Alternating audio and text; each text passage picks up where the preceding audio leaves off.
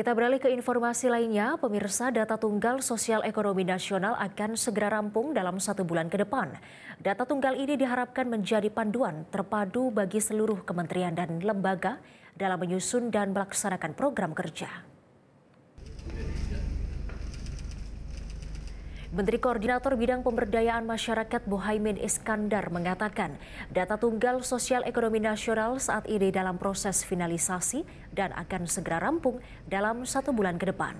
Data tunggal ini diharapkan menjadi panduan terpadu bagi seluruh kementerian dan lembaga dalam menyusun dan melaksanakan program kerja seperti pada program penyaluran bantuan sosial kepada masyarakat yang merupakan program Kementerian Sosial.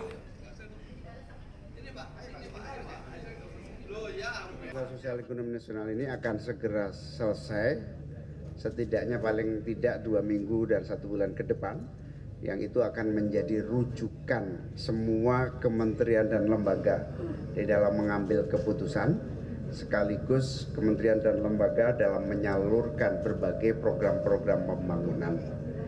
Yang kedua, Menteri PAN dan Reformasi Birokrasi juga mengintegrasikan dalam digitalisasi data tata kelola. Jelajahi cara baru mendapatkan informasi. Download Metro TV Extend sekarang.